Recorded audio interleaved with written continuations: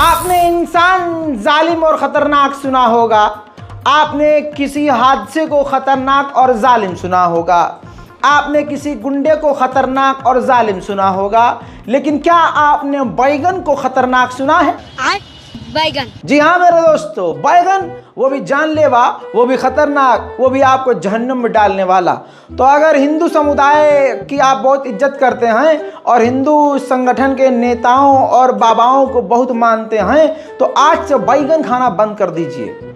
अब महिला एक बाबा हैं, मतलब पता नहीं कौन सी कहानी के तहत ये बयान दे रही हैं। उन्होंने पूरे बैगन कम्युनिटी को बैगन साबित कर दिया और कह दिया कि अगर तुमने बैगन खा लिया और इतने दिनों के भीतर तुम्हें मौत आ गई तो तुम जहन्नम जाओगे। पता नहीं बैगन उनको किसी और चीज़ में नज़र आ रहा है या बैगन में कुछ और चीज़ नज़र आ रही है, बैगन में कोई अश्लील चीज़ नज़र आ रही है, या उनकी किसी जानने वाली ने कोई बैगन के साथ गलत काम कर दिया, या हो सकता है भाई साहब उन्होंने कोई फिल्म देखी हो जिसमें बैगन का कुछ गलत भरता बनता हुआ देख लिया हो। अब ऐसे बयान को सुनने के बाद आप क्या कहेंगे? लेकिन ये टाइटल पर खबर इसलिए है क्योंकि इस तरह का बयान हमारा कोई मौलवी दे दे, हाय हाय हाय, फिर देखो आप इनके खैमे में क्या आग लगती है। सुनिए। बैंगन का जो सेवन करता है, तो पद्म पुराण के अनुसार यदि बैंगन का सेवन किए हुए व्यक्ति की 27 दिनों के अंदर मृत्यु हो गई तो उसे नरक में जाना पड़ता है। यदि आपने बैंगन आज पाया है और आज से 27 दिनों के अंदर किसी दिन भी मृत्यु है गई तो नरक का वो भागीदार बनता है। इसलिए बैंगन का सेवन कभी नहीं करना चाहिए।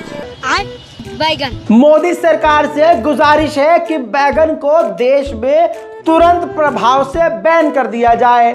माननीय प्रधानमंत्री मोदी जी से अनुरोध है कि बैगन इतना खतरनाक है, तुरंत इस पर कार्रवाई करके बैगन की फसल को मिटाया जाए और बैगन को या तो सिर्फ एक्सपोर्ट किया जाए। अजी हिंदू देवी ने ये बात कही है, कुछ तो सच्चाई होगी। आइए मेरे दोस्तों अब अगली बड़ी खबर। दोस्तों भाजपा न हो गई टाइड और सर्फ एक्सेल से बढ़िया काम करने वाली पाउडर हो गई। जी हाँ, अजीत पवार की पत्नी 25,000 करोड़ का घपला किए थी, यानी उन पर स्कैम का आरोप था, लगभग वो आरोप साबित था। अब अचानक से उनके ऊपर से सारे मुकदमे हट चुके हैं, क्लीन चिट मिल गई है। आपको मालूम है ना कैसे?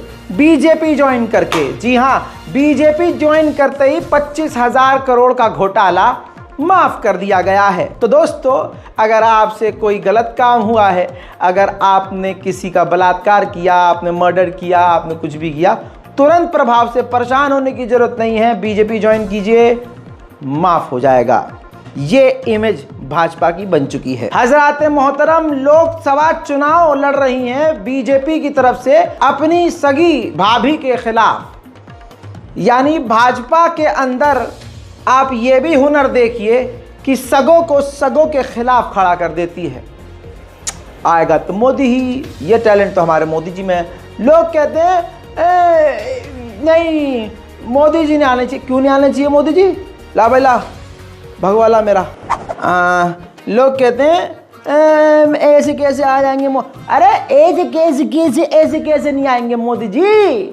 सोच के देखो, आज हाल देखो भारत का। पहले जब मोदी जी नहीं थे, किसी को यह भी नहीं पता होता था कि हमारी गली में कौन हिंदू है कौन मुसलमान, सब मिलकर रहा करते थे। आज देखो तुम, आज हम हर त्योहार पर मस्जिद के आगे जाके नाचते हैं। हम मंदिर जाए ना जाए, लेकिन हमको हर जगह मंदिर चाहिए। हम मंदिर जाए ना जाए, लेकिन मस्जिद तोड़कर हमें मंदिर चाहिए। और ये काम कौन कर रहा है? मोदी जी कर रहे हैं। राम जी को कौन लाए? मोदी जी। राम जैसा अवतार किसका है? मोदी जी। भारत माँ है और बाप कौन है? मोदी जी। आज हमारी मर्जी में जो आ रहा हम वो कर रहे हैं। हम चलते हुए किसी को कंटाप मार दे, किसी की दुकान बंद करवा दे, किसी की इज्जत तार तार कर दे, कुछ भी कर दे, लेकिन उल्टा क्या होता है? पुलिस आकर हाथ जोड़ती है, हमारे लिए रैलियां निकलती है, हमारी आरती उतारी जाती है। क्यों नहीं चाहिए भाई साहब फिर मोदी जी को जीतना है? पहले का हाल देखो ससुरा, पहले कोई सीन ही नहीं, सब मिलके रह रहे हैं। हद हो गई, ऐसे कैसे हो सकता है भाई साहब? अब देखो तुम, हर त्योहार पर हम नाच रहे हैं। जिस इलाके में मस्जिद है उस इलाके में मस्जिद के आगे जाके नाच रहे हैं। हम ही पत्थर चलावे हैं, फिर हम ही उनके घर तोड़वा देते हैं। अब हमें क्यों चाहिए विकास भाई? हम, यही तो विकास है हमारा, कि हम कुछ भी करें हमारे साथ कुछ ना हो। देखो तो सही, अब मोदी जी ने 3 दिन पहले खुल के बोल दी ना, है ये घुसपैठ, ये है मुसलमान। अब बोला ना मोदी तो हमारा वोट क्यों ना जाएगा, हमें ना चाहिए, ना ना ना ना। अबे भाई, पहले गोबर को गोबर समझते थे, हमारे मोदी जी ने गोबर को कितनी इज्जत दी कि आज उसे खाने लायक समझ रहे हैं। पेशाब गौमूत्र को कितना प्यार दिया कि आज उसे पीने लायक समझ रहे हैं। यहाँ यूं कह रहे हैं मोदी जी क्यों नहीं आएगा, मोदी जी आएगा तो मोदी। अब ऐसे सुन लो, वोट दो या ना दो, ईवीएम तो हमारी ही है, आएगा तो मोदी। भाई साहब कुछ ज्यादा नहीं हो गया ये? मतलब कुछ भी। आइए अब बाबा कांडदेव का कांड सुनिए। 10वीं मर्तबा सुप्रीम कोर्ट में माफी मांग चुका है बाबा कांडदेव, लेकिन माफी वीर होने के बाद भी माफी नहीं मिल रही है। इनकी नस्ल ही आप जानते हैं माफी वीरों से है। पहले पूरे देश को बेवकूफ बनाया, फर्जी ऐड चलवाया, लोगों को अच्छा चूतिया बनाया, और उसके बाद खूब पैसा कमाकर आज माफी मांगते फिर रहे हैं। सुप्रीम कोर्ट ने फिर से लताड़ लगाई है और साफ तौर से कहा है कि तुमने झूठा वादा लोगों से किया, लोगों को बेवकूफ बनाया, और अब आ रहे तुम माफी मांगने। दोस्तों, यहां पर भी जो बाबा हैं वो खेल गए हैं। बाबा ने क्या करा, 10 लाख रुपए खर्च करवा के देश के छोटे मोटे अखबारों के छोटे मोटे कॉलम में कोने कोतड़े में माफी मांग ली। फ्रंट पर माफी नहीं मांगी, हाथ जोड़ के, बाबा अगर इतनी औकात, इतना तू सच्चा है तो तू अपनी पूरी तस्वीर लगाता फ्रंट पर, और उसके बाद बड़ा बड़ा लिखता माफ कर दो, झूठ बोला था। इतना लिखता तो सुप्रीम कोर्ट हो सकता था तुझे माफ कर देता। लेकिन आपको बता दूं कि ऐसा नहीं हुआ। छोटे छोटे कॉलम में 10-15 अखबारों में 10-15 लाख रुपए खर्च करने के बाद उसने भाई साहब जो है माफी मांग ली। लेकिन सुप्रीम कोर्ट ने ही सवाल कर लिया कि ये कौन सा तरीका हुआ, छोटे छोटे कॉलम में कोने कोतड़े में तुम माफी मांग रहे हो, हैं? तो ये माफी हम मानेंगे नहीं। बहरहाल माफी नहीं मिली है और बाबा रामदेव बुरी तरह से इस वक्त फंसे हुए हैं। कोर्ट का वीडियो जो मिला है वो दिखा रहा हूं आपको।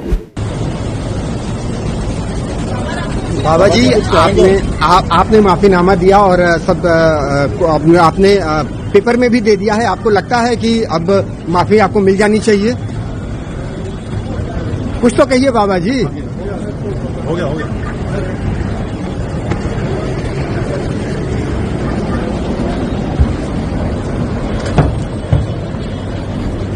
हजरत मोहतरम, आइए अब उन लोगों के मुंह पर जूता मारते हैं। बहुत महंगा है, तुम्हारे दोनों अंडे जाएंगे इसमें ही जाएंगे।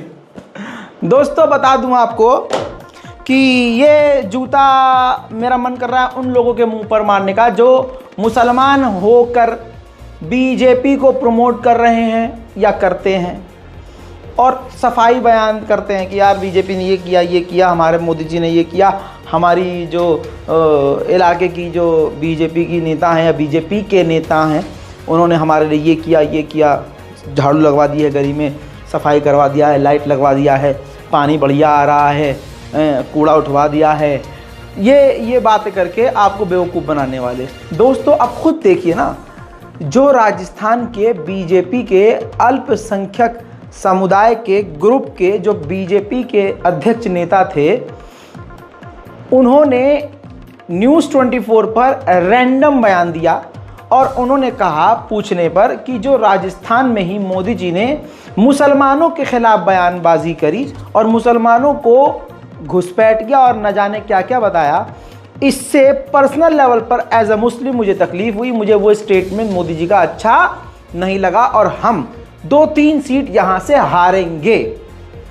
पहले वो बयान सुनिए, क्योंकि इसी बयान के बाद बजाय अपने स्टेटमेंट को करेक्ट करने के, सबका साथ सबका विकास के बात करने वाले झूठे व्यक्ति को सफाई देनी चाहिए थी, ऐसा नहीं हुआ, बल्कि उसी जिला अध्यक्ष अल्पसंख्यक समुदाय के उस बीजेपी नेता को, मुस्लिम नेता को लात मारकर निकाल दिया। इस बयान के बाद सुनिए। इस बार हम 3-4 सीटें लूज़ करेंगे। बीजेपी हार रही है 3-4 सीटें, बाकी जीत जाएगी। कौन कौन सी? कम्पिटिटिव है एक तो चूरू तो राजस्थान में, एक बाड़मेर कम्पिटिटिव है, भाटी वाली रविंदर सिंह भाटी है, वो नया चेहरा है तो मुझे लगता है लोग उसके साथ जा रहे हैं। हालांकि मैं बीजेपी से ताल्लुक करता हूँ, मैं जिला अध्यक्ष हूँ बीजेपी के।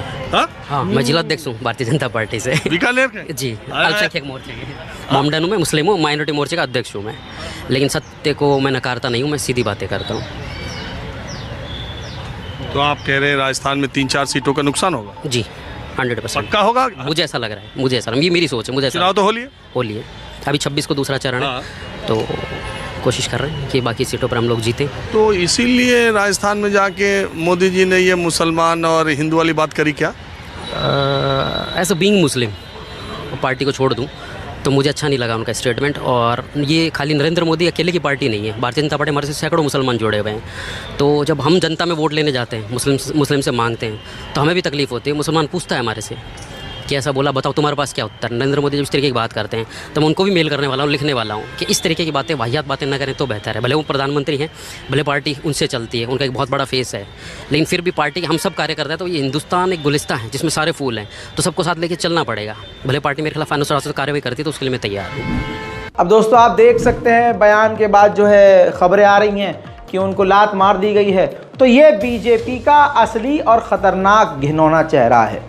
जब देश के प्रधानमंत्री अपनी गरिमा का ख्याल ना करते हुए, गरिमा का, वो अपनी बीवी का ख्याल नहीं रखते तो गरिमा किस खेत की मूली है? अच्छा ओ सॉरी, गरिमा मतलब समझ रहे हो, अपनी जब खुद की इज्जत का ख्याल नहीं रख रहे हैं कि वो किस पद पर हैं, तो भाई साहब क्या होगा फिर?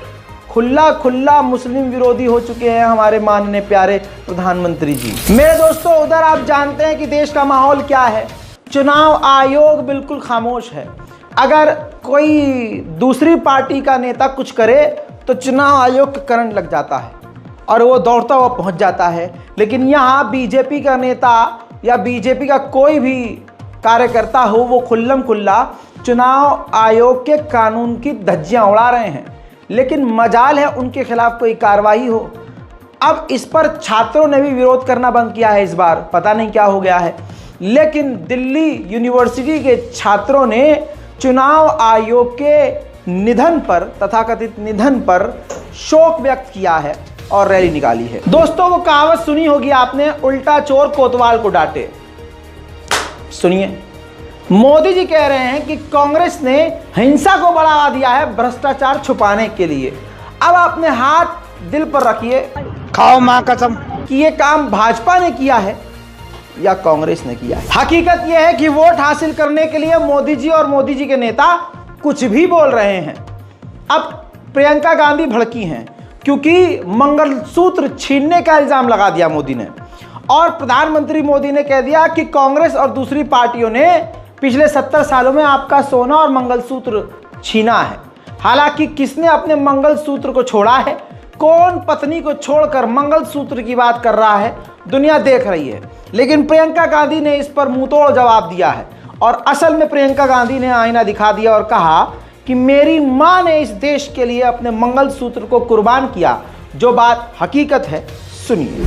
कैसी कैसी बहकी बातें पिछले 2 दिनों में अब ये शुरू हुआ है कि कांग्रेस पार्टी चाहती है कि आपके मंगलसूत्र और आपका सोना आपसे छीन ले। 70 सालों से ये देश स्वतंत्र है, 55 सालों के लिए कांग्रेस की सरकार रही है। किसी ने आपसे सोना छीना, आपके मंगलसूत्र छीने? इंदिरा गांधी ने अपना सोना, जब जंग हुई थी, अपना सोना देश को दिया। मेरी मां का मंगलसूत्र इस देश को कुर्बान हुआ है। वहीं मेरे दोस्तों, डिंपल यादव ने भी बहुत खतरनाक बयान दिया, खतरनाक सवाल किया। फिल्में मोदी जी कितने भी बनवा लें, लेकिन कोई भी पुलवामा नहीं भूलेगा। कितना भी नौटंकी कर लो, सबको पता है कि पुलवामा में हाथ किसका था, अच्छे से पता है। डिंपल यादव ने यही पूछा कि अच्छा बताइए, फिर पुलवामा में शहीदों की पत्नियों का मंगलसूत्र छीनने वाला कौन था? आज तक नहीं पता चल पाया कि इतनी भारी मात्रा में RDX कैसे पहुंचा। बिना सरकार के जानकारी के इजराइल अमेरिका के बाद अगर कोई इंटेलिजेंस दुनिया में खतरनाक है तो हमारी खुद की है, इंडिया की। लेकिन भारत की तमाम खुफिया एजेंसी, प्राइवेट एजेंसी, सरकारी एजेंसी, इनको पता ही नहीं कि RDX इतनी भारी मात्रा में आ कैसे गया। अब फिल्में बनवा बनवा कर लोगों का ब्रेन वॉश कर रहे हैं कि यहाँ पाकिस्तान का आतंकी हमला था, उसके बाद हमने ये कर दिया और वो कर दिया, अलान का फलान कर दिया।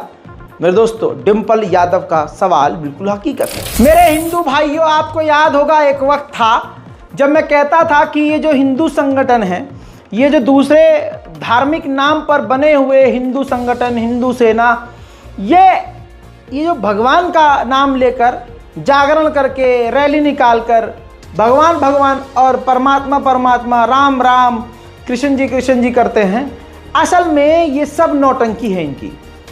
ये भाजपा की बनाई हुई प्राइवेट टुकड़ियां हैं जिनका हर कदम सिर्फ बीजेपी को जिताने के लिए होता है। वरना धार्मिक ग्रुप हो, बात पॉलिटिकल करे, एक्सेप्ट कैसे कर सकते हो आप इस बात को? भाई, जिसको भगवान से मतलब है, जिसका संगठन सिर्फ भगवान से जुड़ा हुआ है, परमात्मा से जुड़ा हुआ है, जिसका ऊपर से उसका कनेक्शन है, तो उसका नीचे वालों से क्या मतलब? लेकिन उस वक्त लोगों को समझ में नहीं आया। आज आप तमाम हिंदू संगठनों को देखिए, बीजेपी का प्रचार कर रहे हैं। हिंदू सेना ने वो काम किया जिससे साबित हो गया कि ये कोई हिंदू सेना नहीं है, ये भाजपा की IT सेल सेना है, भाजपा की सेना है। अकबर रोड पर कांग्रेस के खिलाफ आपत्तिजनक पोस्टर ही लगा दिया। अब कांग्रेस बेचारी इतनी कमजोर है, कुछ उखाड़ ही नहीं पाएगी, क्या कह सकते हैं। पोस्टर लगाया है कि कांग्रेस के पूर्व मंत्री कहते थे कि देश के संसाधनों का पहला हक मुसलमानों का है। प्रधानमंत्री मोदी जी कहते हैं सबका साथ सबका विकास व हिंदू विरोधियों का विनाश। कांग्रेस भगाओ, हिंदुस्तान को बचाओ। यानी आप देख सकते हैं कि कह दिया गया है कि मोदी जी का रेफरेंस देकर आज हिंदू समुदाय और हिंदू संगठन दूसरों को निशाना बना रहे हैं। ये सबूत है। मोदी जी की हेट स्पीच का रिजल्ट ये है कि हर जगह पोस्टर लग रहे हैं कि मोदी जी ने कहा सबका साथ सबका विकास और मुस्लिम विरोधियों का विनाश। आप समझिए, ये कांग्रेस के खिलाफ लगा है। सोचिए तो मुसलमानों का ये क्या हाल करेंगे। तो सोच समझ के बटन दबाइएगा। तानाशाही की एक लिमिट होती है, लेकिन उस लिमिट से 55,000 किलोमीटर आगे हमारे प्रधानमंत्री मोदी जी जा चुके हैं। दोस्तों, बरेली में रोड शो होने वाला है मोदी जी का। उस रोड शो में पत्रकार महोदय भी आते हैं, हम जैसे लोग भी जाते हैं, कवर करते हैं, दिन भर पसीना बहाते हैं, अपडेट लेते हैं, फिर उसको हर जगह अपलोड करते हैं। लेकिन इस बार ऐसा नहीं है। मोदी जी ने वहाँ के ऑफिसर्स से कहा है कि जो पत्रकार महोदय हैं उनके लिए पास जारी मत करो, यानी वो नहीं आएंगे, ना उनको कोई बाइक दी जाएगी ना फोटो दिया जाएगा। PMO यानी प्रधानमंत्री के ऑफिस से एक लिंक आएगा उस रैली का, तब उस रैली की तमाम तस्वीरें और वीडियोस उसी लिंक पर होंगी, उसी में से आप उठाएंगे और यूज़ करेंगे। यानी मोदी जी अपना प्राइवेट फोटोग्राफर और वीडियोग्राफर लेके चलेंगे, वो अप्रूव करेंगे मोदी जी की ये अच्छा नहीं लग रहा, जरा यह वीडियो स्लो मोशन है, शुभ का गाना लगा दो इस पर, हाँ यहाँ पंजाबी ये हाँ ये अच्छा लगा, ये करो लिंक पर अपलोड। हाँ, उनको यह फोटो अच्छी नहीं खींचते हैं। हाँ, मतलब कोई कवर नहीं करेगा। जो मोदी जी के दफ्तर से आएगा वही उनको मिलेगा और वही उनको चलाना है। क्या तानाशाही की पराकाष्ठा है भाई। मोदी जी ने हाल में 2 दिन पहले जो हेट स्पीच दिया, उसके खिलाफ पूरे हिंदुस्तान में शांति रही। होना कुछ और चाहिए था, विरोध करना चाहिए था, लोगों को सवाल करना चाहिए था, सीधा प्रधानमंत्री से सवाल करते।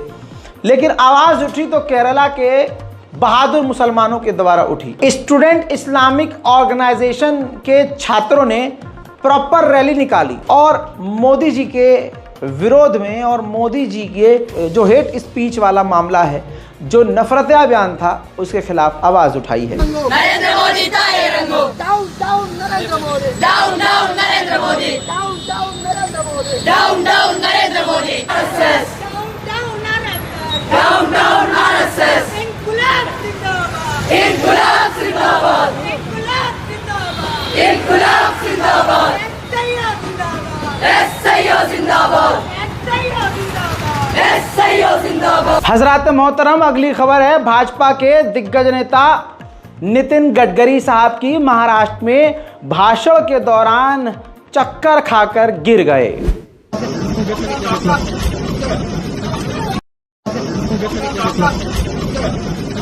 मैं उम्मीद करता हूं कि भाजपा का कोई भी नेता ना गिरे, हालांकि जिस हिसाब से गिरे उस हिसाब से अब आगे ना गिरे तो ज्यादा बेहतर है। तू समझा? हाँ। नहीं, तू समझा नहीं। माधवी लता को कौन नहीं जानता।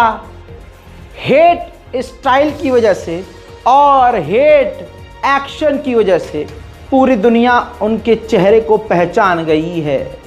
माधवी लता हैदराबाद से बीजेपी की जो कैंडिडेट हैं, उनके ऊपर आखिरकार एफआईआर कर दी गई है, क्योंकि उन्होंने मुसलमान विरोधी साइन किया था और दंगा भड़काने की कोशिश की थी। बीजेपी की बसंती, मेरे दोस्तों, माननीय हेमा मालिनी का एक इंटरव्यू वायरल हो रहा है, जिसमें उन्होंने भाजपा के नेताओं का ठाट बाट दिखाया है। उन्होंने कहा कि मैं क्यों मतलब रोड पर उतरूं, मैं तो दफ्तर में बैठने का काम है मेरा, दफ्तर में बैठती हूं, हाँ जब ज़रूरत होती है तो पब्लिक के बीच जाती हूं, फ़ोटो भी खिंचाती हूं, और मेरा काम तो दफ्तर के अंदर का है। यानी ईगो, गुरूर, घमंड, अरे जब राजा में हो तो मंत्रियों में तो होगा ही। काम ये नहीं कि मैं घर घर जाके बैठा उनके साथ, this is not my job. मेरा काम क्या है? प्राइम मिनिस्टर जो है वो थोड़ी everybody's house they got different work for him. मेरे हिसाब से एज ए सांसद मेरा अलग काम होता है। पब्लिक में जब मीटिंग्स वगैरह होता है हम जाते हैं जी, उसके अलावा हमें हमारे विधायक लोग उन लोगों के लेवल में उनके सब साथ में रहेंगे। That is their duty to do that. My duty is when there is a requirement I am there, when it is not required why every day I should be sitting with everybody? There is no need, but I am doing my work ना। My work is in office. I go to the meetings, I get execute so many things what is happening in different department, वो सब मैं देखती हूँ, वो सारा काम implement करती रहती हूँ ना। ये काम ज्यादा जरूरी है कि लोगों में बैठना जरूरी है? लोगों में बैठेंगे, फोटो लेंगे और क्या करेंगे? देखिए, भाजपा का सीधा हिसाब है। भाजपा माशाल्लाह से बहुत बहुत शुक्रिया भाजपाइयों का कि वो खुलकर अपना मैनिफेस्टो पेश कर रहे हैं। उनका साफ तौर से कहना है, ना रोटी मिलेगी तुमको, ना खाना मिलेगा, ना नौकरी मिलेगी, ना कोई तुम्हारा विकास होगा। देखो, अगर कुछ भी ना मिले तब भी तुम्हें भाजपा का वोट देना है, क्योंकि इस देश को आज़ाद कराने के लिए लाखों लोगों ने कुर्बानियाँ दी। इसी देश के लिए, प्रधानमंत्री मोदी को जिताने के लिए, भारत के फ़ायदे के लिए मोदी को वोट देना होगा। अब ये समझ में नहीं आ रहा है कि मोदी के फ़ायदे के लिए, नेताओं के फ़ायदे के लिए, किसके लिए ये वोट मांग रहे हैं। लेकिन मज़ेदार बात यह है कि भारतीय हिंदू समुदाय के लोग बड़े ही खुश होकर ऐसी अजूल फजूल बातों को बड़ी मोहब्बत से सुनते हैं। बड़ा सवाल है भाई। हमारे लिए रोटी मिले या ना मिले, काम मिले या ना मिले, घर मिले या ना मिले, पर वो देखो, जिस देश को आजाद कराने के लिए लाखों लोगों ने कुर्बानी दी थी, उस देश के लिए आज मोदी की जरूरत है, तो हमको भी उसी तरह की कुर्बानी देनी पड़ेगी कि मोदी जी के अलावा कुछ नहीं। तो इस वीडियो से क्लियर हो गया कि ना नौकरी मिलेगी, ना रोजगार मिलेगा, ना शिक्षा मिलेगी, ना हेल्थ मिलेगा, कुछ भी नहीं मिलेगा, ना खाना ना रोटी। खुद ही अपने मुंह से कह रहे हैं, लेकिन मोदी को वोट देना पड़ेगा। दोस्तों, अब ये बात कर रहे हैं देश के लिए कुर्बानियाँ। देश की कुर्बानियों में किसी भी शहीद का नाम आपको इनकी आरएसएस वालों की झुंडी से नज़र नहीं आएगा, लेकिन आज ये कह रहे हैं कि इसी देश को बचाने के लिए मोदी को वोट देना है। अजीब भाई, और बर्बादी चाहते हो क्या? 22 अप्रैल को उन्नाव में भाजपा के मेंबर ऑफ पार्लियामेंट खड़े होकर खुल्लम खुल्ला हेट स्पीच दे रहे हैं। चुनाव आयोग पूरी तरह से मुर्दा है। नाम है उन नेता का साक्षी महाराज। जी हाँ, खुल्लम खुल्ला वो मंदिर मस्जिद कर रहे हैं, लेकिन चुनाव आयोग की इतनी हिम्मत नहीं कि इनके खिलाफ कोई कार्रवाई करे। तो मंदिर बन गया है, काशी भी सज गई है, मथुरा की तैयारी है, महाकाल मुस्कुरा रहे हैं, केदारनाथ हर्षित हो रहे हैं, बाबा बद्री विशाल आनंद ले रहे हैं। अब अटक से कटक तक, कन्याकुमारी से कश्मीर तक, जय जय श्री राम, जय जय श्री राम। ऐसा कैसे हो सकता है कि देश में चुनाव हो और दंगा करने की साजिश खास पार्टी ना कर रही हो। छत्तीसगढ़ के नारायणपुर के इलाके में सुअरों ने सुअर का सर काट के मस्जिद के पास रख दिया। दंगा भड़काने के लिए एक बड़ी साजिश नाकाम हो गई है। अगर कामयाब होती तो देश का हाल इस वक्त ऐसा है कि चिंगारी अगर लंका के पास लगेगी तो पूरे देश से धुआं निकलेगा। विपक्ष खत्म हो चुका है। दिग्गज नेता जिन्होंने काम किया था जेल में सड़ रहे हैं। जिंदगी और मौत वाला हिसाब है, जीने मरने वाला हिसाब है। इंडिया अलायंस जो इंडिया गठबंधन बना है वो आपस में कुत्ते बिल्लियों की तरह लड़ रहे हैं, तो आदमी क्या कहे। अमरोहा के अंदर इंडिया गठबंधन की मीटिंग थी। दानिश अली के समर्थन में लोग आए थे और आपस में ही सीट और बैठने और फ्रंट पर बैठने को लेकर और कई सारे आपसी मनमुटाव को लेकर वहां बवाल हो गया। मीडिया वहां पर मौजूद था और इंडिया गठबंधन पूरी तरह से टूटता हुआ और गठबंधन की ऐसी तैसी होती हुई नज़र आ रही है। दोस्तों, ये क्या ही जीतेंगे।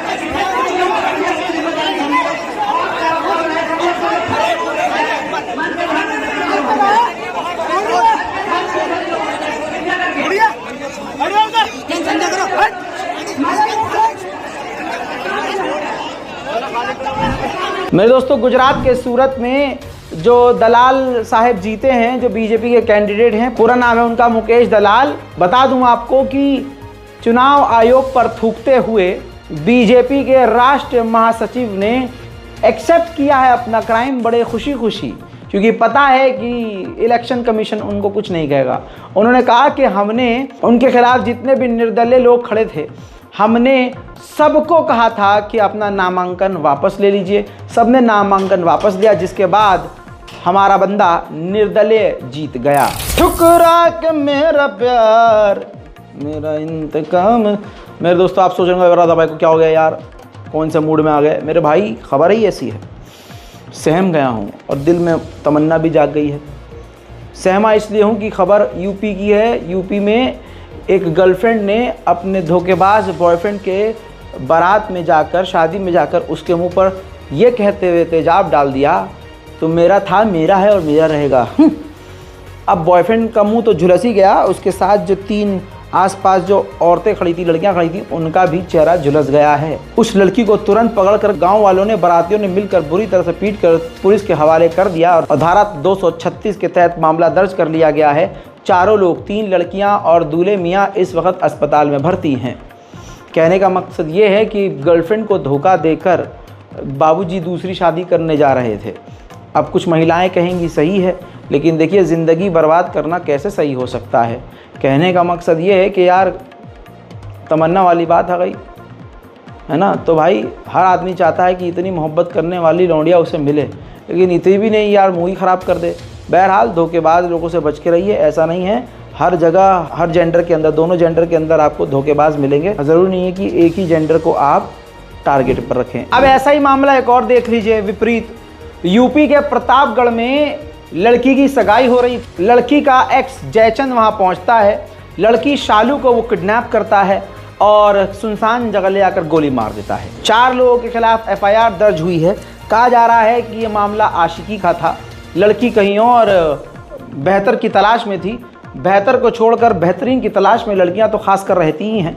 अब ऐसे में रिजल्ट ये होना था, ये सही नहीं था। किसी की ज़िंदगी ख़राब कर देना, बर्बाद कर देना, भाई ये सही नहीं है। प्यार करो, मोहब्बत करो, इतनी करो कि किसी की जिंदगी खराब ना हो। यूपी पुलिस के एक से एक कारनामे आते हैं। ये देखिए यूपी बलिया का एक और कारनामा देख लीजिए। यूपी बलिया के पुलिस वाले का, मोहब्बत से आता है, बल्ब चुराता है और प्यार से निकल जाता है। अब बल्ब चोर उत्तर प्रदेश की पुलिस हो गई है। भाई साहब योगी आदित्यनाथ जी तो कहते हैं बहुत शांति, अमन, प्रेम है, वहाँ तो कुछ कमी नहीं है। तो यहाँ पर मैं पुलिस वालों की तनख्वाह बढ़ाने की डिमांड करता हूँ। योगी आदित्यनाथ जी से मेरा यही कहना है कि जो कांस्टेबल हैं उनकी तनख्वाह कम से कम 50,000 रुपये कीजिए।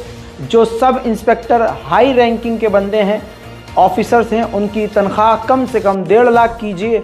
और जो टॉप ऑफिसर्स हैं आपके, उनकी तनख्वाह कम से कम 5 लाख रुपया कीजिए।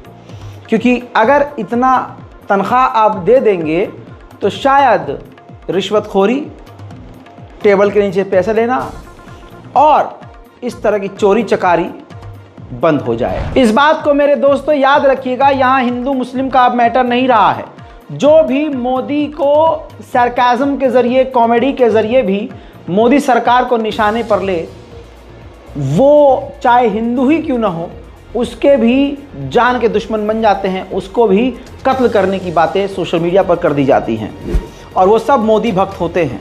नेहा सिंह राठौर जो गायिका हैं, कविता लिखती हैं और बेहतरीन व्यंग रचती हैं, उन्होंने आप देखिए एक फ़ोटो पोस्ट किया था और लिखा था ढीठ लड़की, ढीठ लड़की इन्होंने पोस्ट किया था। नीचे देखिए इंद्रजीत कुमार तिवारी लिखता है ये मादर है, इसको गोली मारो। अब ध्यान से इस तिवारी को देख लीजिए, मंदिर के अंदर का प्रोफाइल है, सर के सामने फॉरहेड पर आप देख सकते हैं भगवा तिलक लगा हुआ है, कुर्ता पजामा पहन के नेता बना हुआ है। ये मोदी भक्त है। अब आप समझ सकते हैं कि मोदी भक्तों की क्या सनक होती है। 160 रुपए का ये वीडियो देखा होगा, सर में दर्द हो गया होगा आपके। दिल्ली भारत की राजधानी में मौजूद एक बहुत फेमस जगह है, स्विट्ज़रलैंड, सीलमपुर, ठीक है, सीलमपुर, सिंगापुर, हाँ, दिल्ली की राजधानी में एक बहुत फेमस जगह है, फेमस जगह है सिंगापुर, नहीं सॉरी, सीलमपुर। वहाँ पर एक रमज़ान में मुल्ला जी का वीडियो वायरल हुआ था, 160 रुपये का। अब कुछ भी कंटेंट वायरल हो जाता है आजकल, कुछ भी वायरल हो जाता है, कुछ भी, और रातों रात इंसान सेलिब्रिटी बन सकता है। ऐसे ही वो 160 वाले जो चचा हैं वो बहुत तगड़े लेवल पर वायरल हुए, लेकिन किस जगह वायरल हुए, किस जगह वो रह रहे हैं, वहाँ की सोसाइटी क्या है, फ़र्क पड़ता है। अब दिल्ली के यमुना पार के लोग और वो इलाका इसीलिए बदनाम है क्योंकि वहाँ डिसिप्लिन में रहने का कोई मतलब नहीं होता।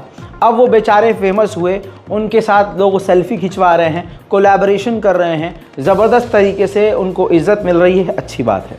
लेकिन फ़ैन होकर, उनके फ़ैन बनकर अब उनको सड़कों पर परेशान भी किया जा रहा है। हाइट बेचारे की कम है, थोड़ा कमज़ोर है और शरीफ है सीधा साधा, तो ज़बरदस्ती उनको परेशान किया जा रहा है। जब हम किसी सुपरस्टार को देखते हैं तो गरियाते हैं कि बॉडीगार्ड लेकर चलता है, घमंड आ गया है, एटीट्यूड आ गया है। अगर वो बॉडीगार्ड ना रखें और अगर एटीट्यूड मेंटेन ना करें तो आप लोग खुद अपने सितारों के साथ ऐसा ही करेंगे। इन्हीं लोगों ने इज्जत दी और अब जिसके फ़ैन हैं उन्हीं मुल्ला जी को सड़कों पर परेशान, गलियों में परेशान, बिरमपुरी जाफराबाद की गलियों में किया जा रहा है।